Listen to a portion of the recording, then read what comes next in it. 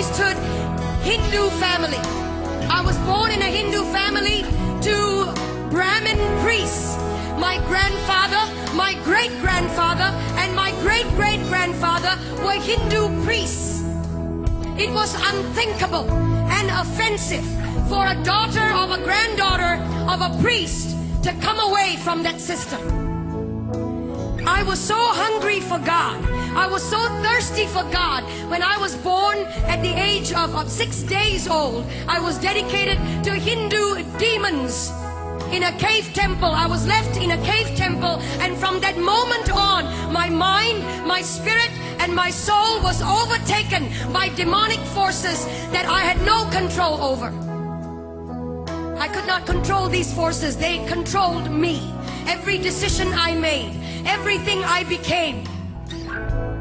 I began to learn to worship the names of over 2,000 gods. Over 2,000 gods by memory. It was required of me. It was required of the priesthood.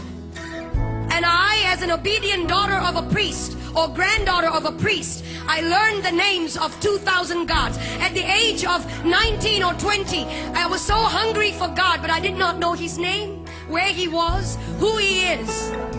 And so I started a journey of pain and darkness. At the age, in my late teens, in 1920, I became discipled under a witch. And the reason I went into that was not to harm anyone, but to find God. Any which way at all. When you're hungry, you get desperate. And when you're desperate, you will do anything to find God. And so I went after Him. And I didn't find Him in the pages of Hinduism. I didn't find Him in the pages of the priesthood creed. I didn't find Him in the pages of mantras and prayers that I was taught to believe in. I didn't find Him in the rooms of temples.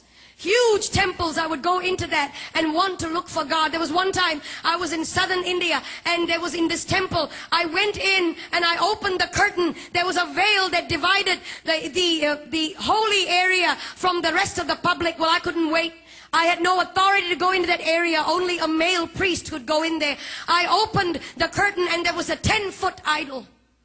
12 arms, 12 faces, myriad number of eyes. He didn't see me. He couldn't hold me.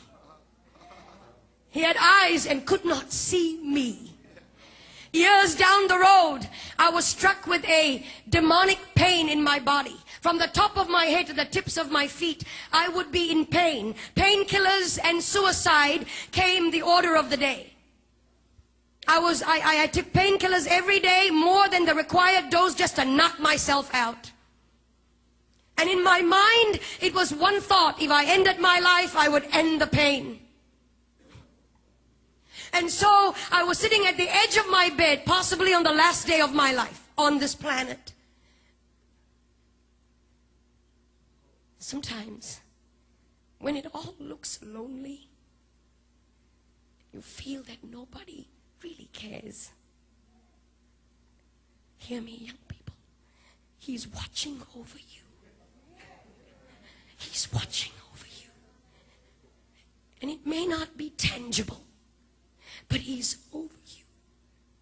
And He loves you. And He'll come through for you if you would just focus on Him and let the other stuff go. And I was sitting at the edge of my bed, frustrated, fed up.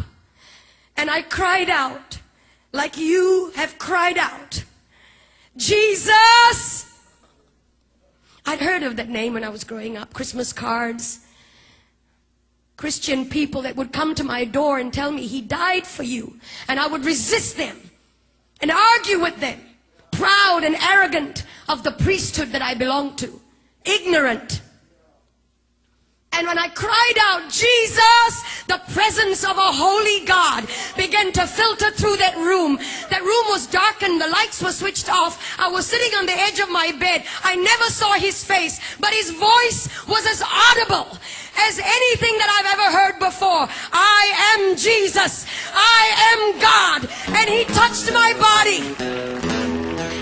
No doctor could cure the disease that was in my body. No doctor could heal me. Young men, No doctor could provide the answers. Nothing out there can. And I've been there, done it, and I've tried it. Everything. The darkest road, I've taken it. Gentlemen. And he came to me. He touched my body. In an instant, that disease left my body. In an instant, I was healed. I began to feel his power and his presence course through my body. And then I went into this tiny church, about 50 people, and somebody up in front there looked a bit like this platform, and somebody up on this was talking about going into the water, that if you're baptized you become a new creature. Well, I didn't understand that either. I was wondering how water can make such a big difference. What's the big deal? We take showers every day. I went up to this preacher man and I said, will you put me in this water?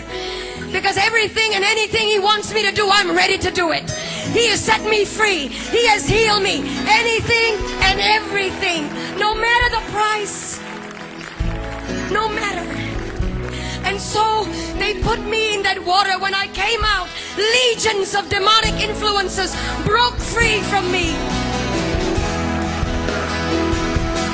And I was set free, church. And today, depression is going to go. Heart disease is going to flee. Jesus is in this house. He's here. And if you could shout.